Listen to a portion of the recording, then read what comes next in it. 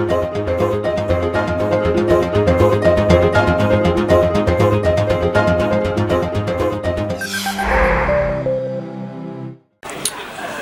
weak start to European financial markets this morning with the UK's FTSE 100 index currently lower by 35 points, the DAX in Germany just off 10 points, and the US Stoxx 50 index lower by 6 points.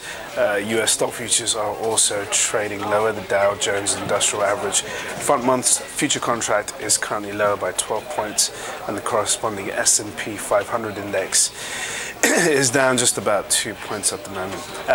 Going into the FX space, we've got a somewhat weaker Japanese yen, a strong US dollar, and of course a decent euro, which is somewhat steady on the whole.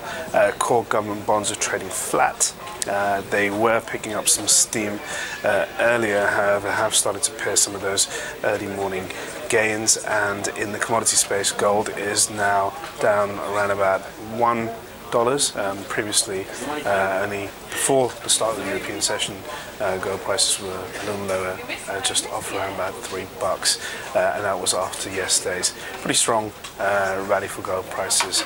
Good morning, I'm Ishaq Siddiqi and welcome to your daily market bite. I'm going to give you guys a quick idea of what's going on in financial markets today. So overnight we had a very strong session in the US.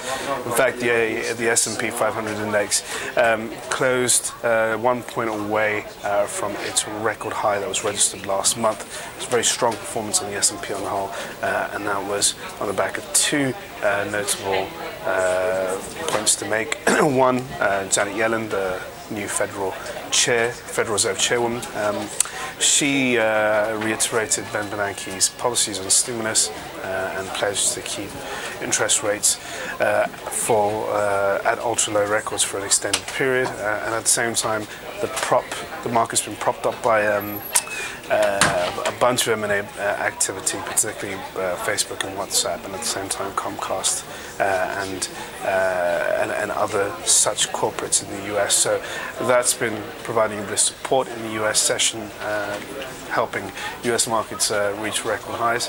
Over in Europe, yesterday we also had a very strong session. In fact, the FTSE 100 index rose to its highest level since 1999. So we are this morning seeing a bit of profit taking, although we did have a pretty positive session in Asia and in the US overnight.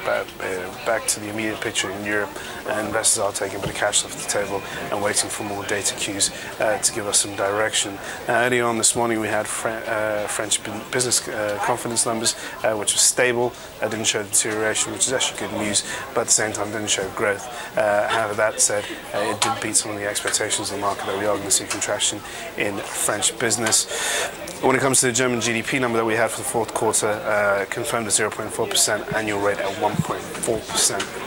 Not a surprise, comes in very much in line with expectations. Going on to some of the other things that's going on in Europe, in Ukraine, we are going to have a vote for a new leadership or a new government by the acting president today. Things are still tensions are quite high still in Ukraine. They still need immediate funding by the IMF and the EU, somewhere around 30 billion euros, and now with the ousting of the former president Yanukovych, a lot of the focus is on a transitionary phase where a new government gets in place and gets the sort of economic reforms that Ukraine crucially needs. Over in Italy, Matteo Renzi, the new young, fresh-faced Prime Minister of Italy, had a successful vote of confidence in the Italian Senate. It's going to pave the way for economic reform, so pretty good news out from Italy. And also in Ukraine, things are settling down somewhat, although tensions remain relatively high. Later on in the US, we're looking for the S&P Case-Shiller Home Price Index, and at the same time we've got US consumer confidence numbers to look out for. That is all for your daily market bite. Thank you for watching, and tune in for tomorrow.